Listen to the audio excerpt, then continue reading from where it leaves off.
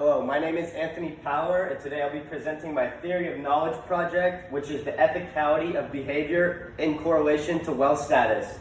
In order to know where I'm going, you must know where I started. I started with a real-life situation you will see in the modern era. A recent census is filled out in order to allocate funds in a certain community. It does this by breaking people down into small categories based on the quantitative characteristic of ethnicity. This got me thinking on what is right and wrong in our society and how does quantitative characteristics play a role in our society. I eventually started to look at quantitative characteristics such as wealth distribution and wealth. Going forward into my knowledge issue, to what extent is it ethical to be able to justify your behavior based on wealth? The path of my real life situation led me down to this knowledge issue question. It made me think, does quantitative wealth play a role in how we group and categorize people? And does it play a role in how we perceive other people in our community? My alternative KI, is it ethical to divide people determined by quantitative characteristics instead of qualitative characteristics? These two will intertwine throughout my presentation, but my alternative KI was more focused on ethnics in a community, and I chose against this alternative KI due to its heavy situation to my original real-life situation and its heavy ties into the modern era. In my first development, my claim is it is not possible to make a group with cohesive behavior based on a single quantitative characteristic.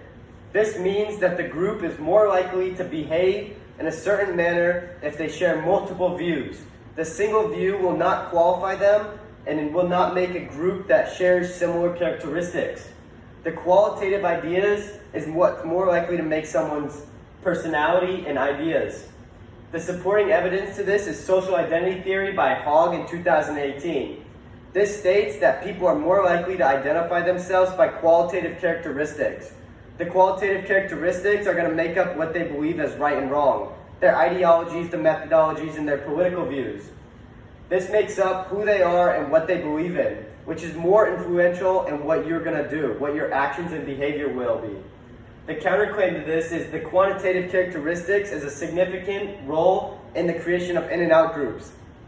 This means that if you were to have an in and an out group defined by just a single quantitative characteristic, the quantitative characteristic being wealth, the group that has the higher level of wealth theoretically is going to behave in a manner to denote the lower group.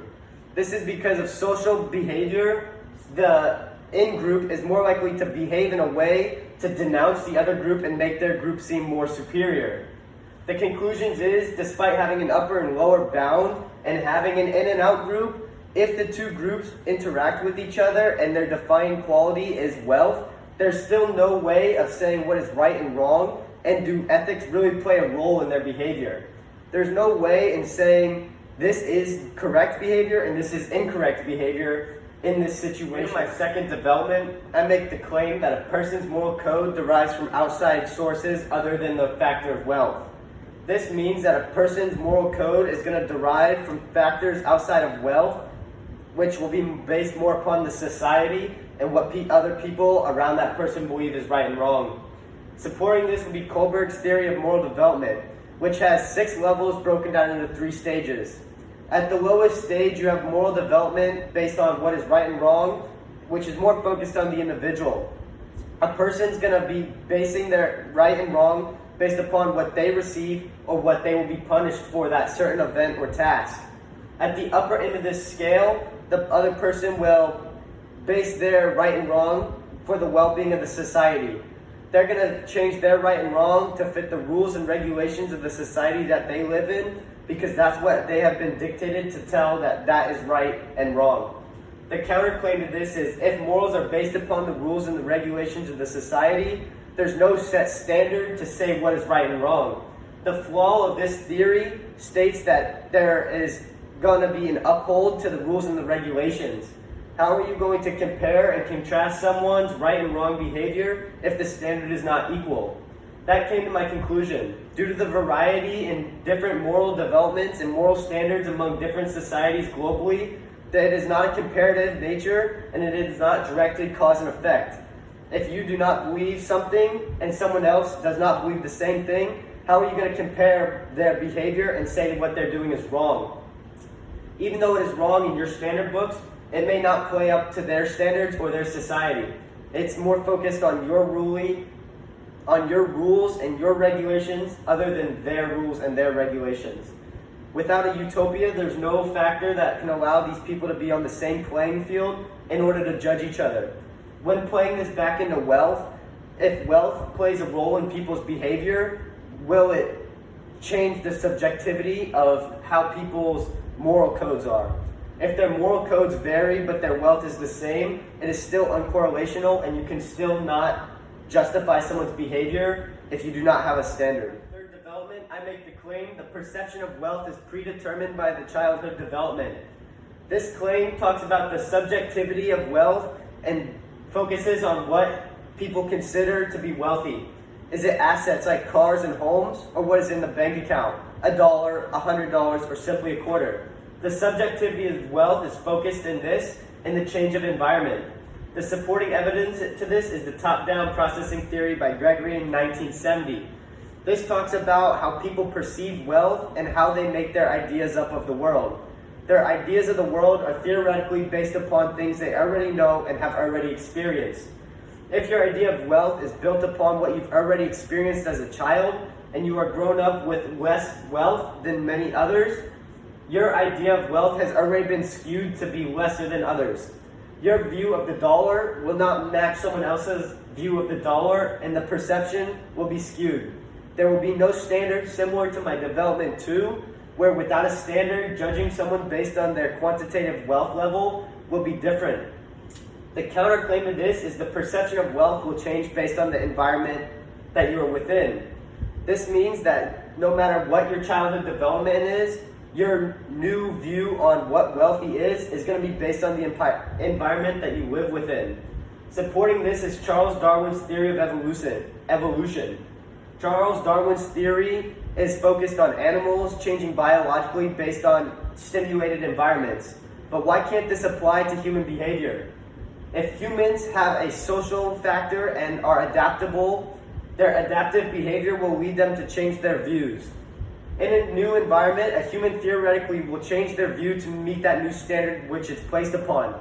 If you're put within a society and their view of the dollar is different than yours, theoretically you will change your standard in order to meet that societal construct. The conclusion is, among the different theoretical frameworks and the environment stimulation, no matter what your view of the dollar is and what you consider to be a high level of wealth, there's still no standard.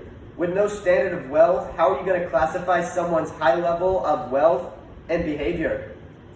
If someone possesses high levels of wealth, how do you define their high level of wealth if it does not meet other people's standards? If their behavior is off-key and you try to correlate it with their wealth, many other people may see them with a different perspective of wealth. People may fluctuate and see them as more wealthy or less wealthy. Therefore, you cannot justify their behavior based on their wealth factor because of the bias and the skewed from the different environments in which people live with. Final conclusions. I came to the conclusion that each one of my points eventually alters my KI in some form. It introduces limitations like the qualitative and quantitative characteristics of people, the influence of social structure and society on how we perceive the right and the wrong, and the adaptability of human behavior on how we perceive things.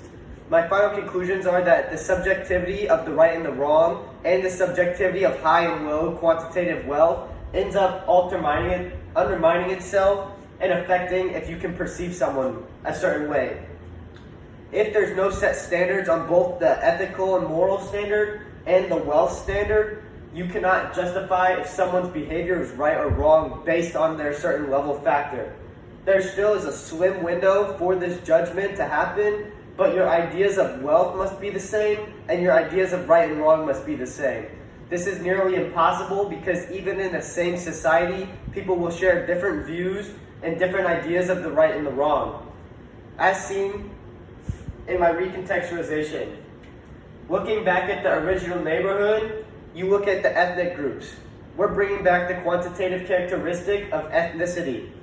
We must look as, is the quantitative characteristic right or wrong?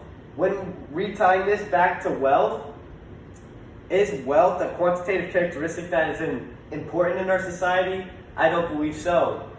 The new situation, when recontextualizing, can be redlining in the 1900s.